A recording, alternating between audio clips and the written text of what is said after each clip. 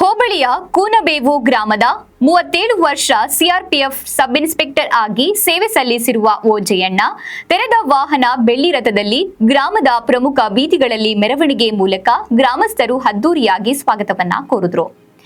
ಗ್ರಾಮದ ಯುವಕ ಯುವತಿಯರು ಕುಣಿದು ಭರ್ಜರಿ ಸ್ಟೆಪ್ ಹಾಕುವ ಮೂಲಕ ಪಟಾಕಿ ಸಿಡಿಸಿ ಮೆರವಣಿಗೆ ಉದ್ದಕ್ಕೂ ಸಂಭ್ರಮಿಸಿದ್ರು.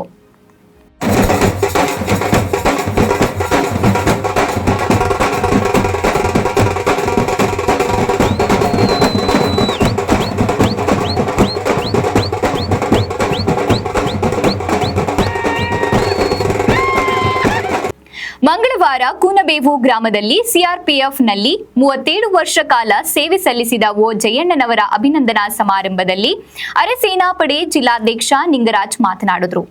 ನಿವೃತ್ತಿ ಹೊಂದಿ ಸ್ವಗ್ರಾಮಕ್ಕೆ ಬರುವ ಸೈನಿಕರು ಸಮಾಜಮುಖಿ ಕಾರ್ಯದಲ್ಲಿ ತೊಡಗಿಸಿಕೊಳ್ಳಬೇಕು. ಯುವಕರಿಗೆ ಮಾರ್ಗದರ್ಶನ ಮಾಡಿ ಸುಂದರ ಸಮಾಜ ನಿರ್ಮಾಣ ಮಾಡುವಲ್ಲಿ ಪ್ರಮುಖ ಪಾತ್ರ ವಹಿಸಬೇಕು. ದೇಶದ ರಕ್ಷಣೆಗಾಗಿ ಯುವಕರು ಸೇನೆಗೆ ಸೇರುತ್ತಾರೆ. ಮಳೆ, ಗಾಳಿ, ಶೀತವನ್ನ ಲೆಕ್ಕಿಸದೆ ಪ್ರಾಣ ಪಣಕ್ಕಿಟ್ಟು ಪ್ರತಿ ಭಾರತೀಯರನ್ನು ನೆಮ್ಮದಿಯಿಂದ ಇರುವಂತೆ ನೋಡಿಕೊಳ್ಳುವ ಯೋಧರು ದೇವರಿಗೆ ಸರಿಸಮಾನರು ಎಂದು ಹೇಳಿದರು.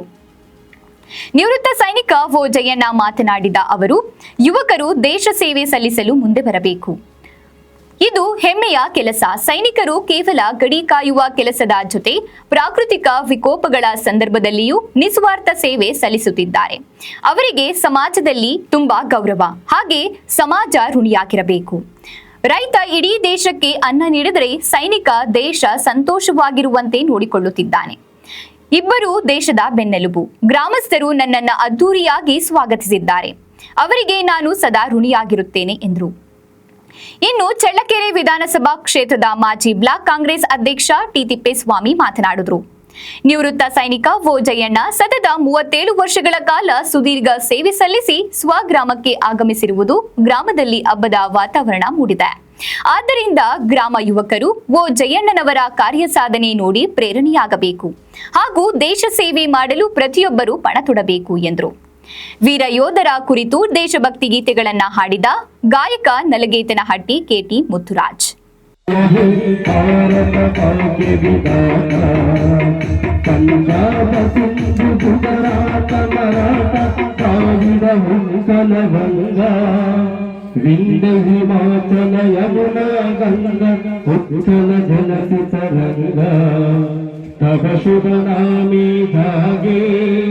तव शुभ आशीष मागे गाहे तव जय गाता जनगण मंगलदायक जय हे भारत भाग्य विधाता जय हे जय हे जय हे जय जय जय जय हे.